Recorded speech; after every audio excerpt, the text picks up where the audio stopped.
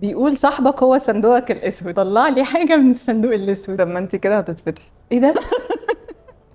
لا خلاص، احنا ممكن نغير السؤال ده. والله هطلع عادي. لا. حاسه ان انا عايزه العب بيها في البيت. حاجه كان نفسك تقولها لي بس ما جاتش فرصه. لو نفسي اقول لك حاجه هقولها لك على طول. حضرتك انا البوج ده على طول بيقول كل حاجه. مش هخبي عليكي، لا. في رابط بيجمعنا بالناس اللي بنحبهم، المشكلة انه بمرور الوقت ممكن يضعف. رباط هدفه يرجع الرابط ده من تاني زي الأول وأقوى. حلقة جديدة ورابط جديد. موقف انت استجدعتيني فيه ومش هتنساهولي.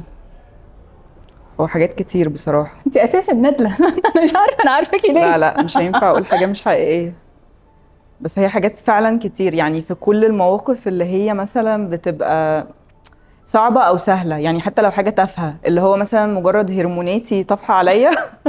خلود أنا متضايقة. بس اكليني لا، هي دلوقتي. موجودة على طول.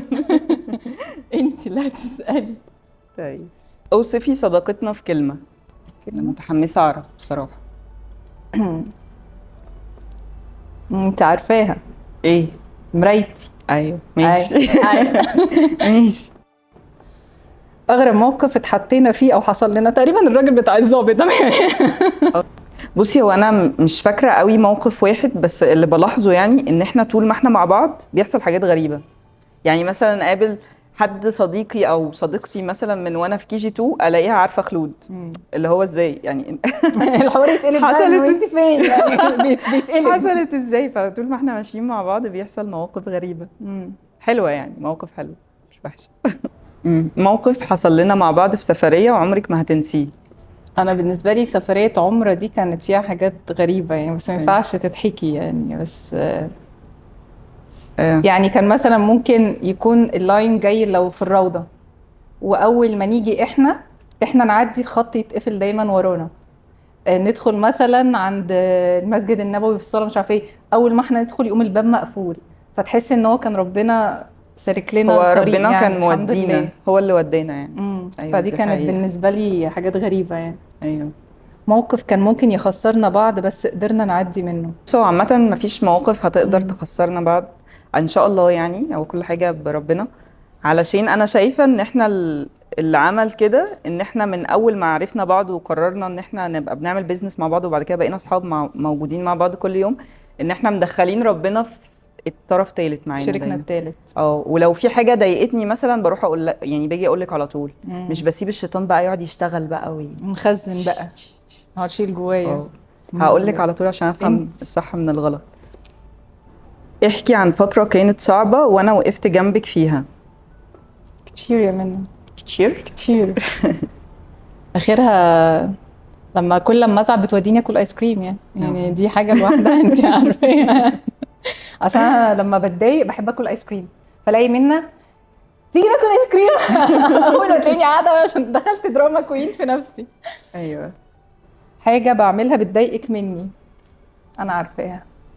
اوكي، بصي مش بتضايق بصراحة. لا والله مش بتضايق. انا دايما بقولك ان انا بشوفك يعني مش حاجة بتضايق، بس بتوتر لو اتأخرنا على ميعاد. انا على طول انا بحب مواعيدي تبقى منظمة قوي. عن مواعيدي.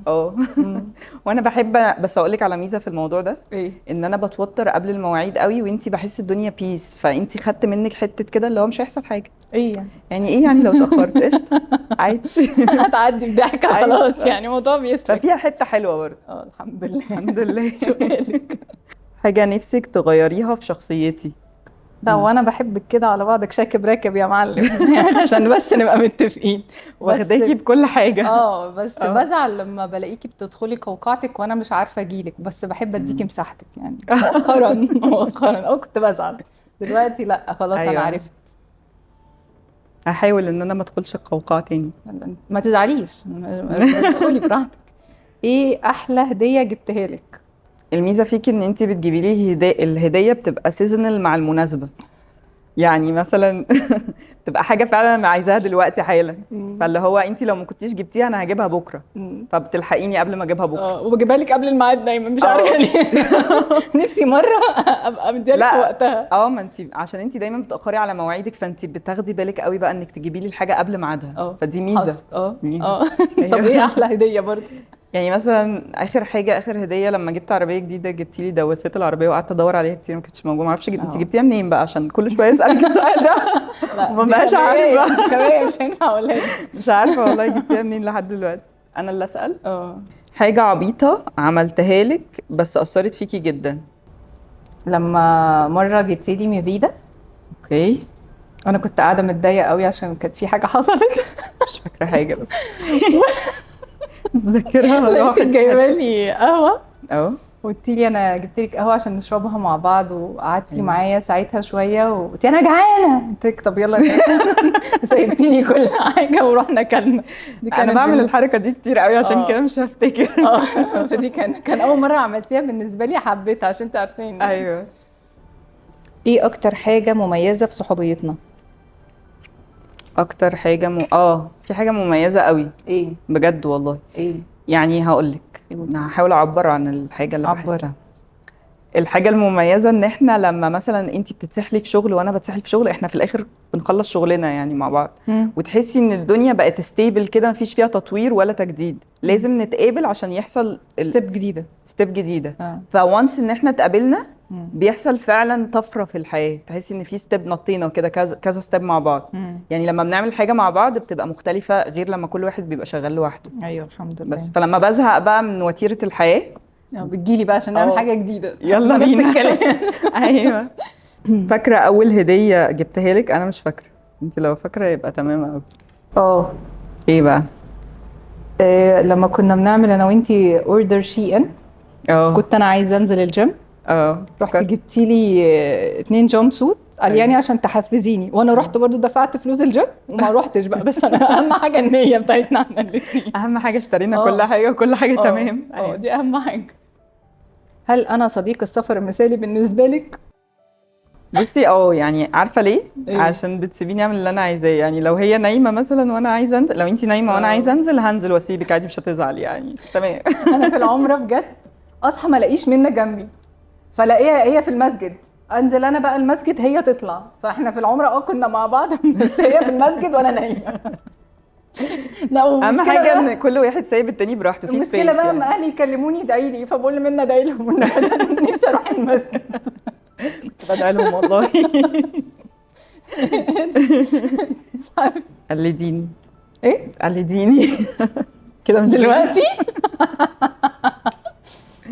منى قلت بجد؟ عادي انا عايزه منى بقى لما تيجي تقعد او هنقابل حد تعمل كده، ما حاطه روج. خدود انا حاطه الايلاينر مظبوط، هي اساسا مش حاطه ايلاينر. تمام. تبقى قاعده بقى وتقوم ماسكه الموبايل، ما هي مش يعني انت مش عارفه تسالني ليه، بس هي لازم تبص على الموبايل تقوم عامله برضو كده. انا تمام. بس كده. شاطره. مذاكره. حاجه نفسك نعملها مع بعض؟ نفسي نعملها مع بعض، نفسي نخرج مع بعض كفاميلي بقى. يعني عمرنا ما عملنا الحوار ده بالازواج والاطفال.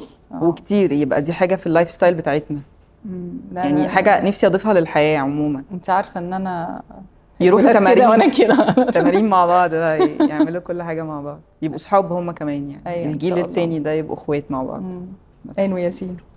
لو عجبتكم الحلقة ما تنسوش تعملوا لايك وشير وسبسكرايب، ولو حابين تلعبوا اللعبة مع الناس القريبين ليكم تقدروا تطلبوها دلوقتي من رسائل الانستجرام او الفيسبوك او التيك توك وتوصل لكم لحد البيت. ما تنسوش تحكوا لنا في الكومنتات عن 2 علاقتهم حقيقية ويونيك وعايزينهم يطلعوا معانا في البرنامج. نشوفكم الحلقة الجاية ورب جديد.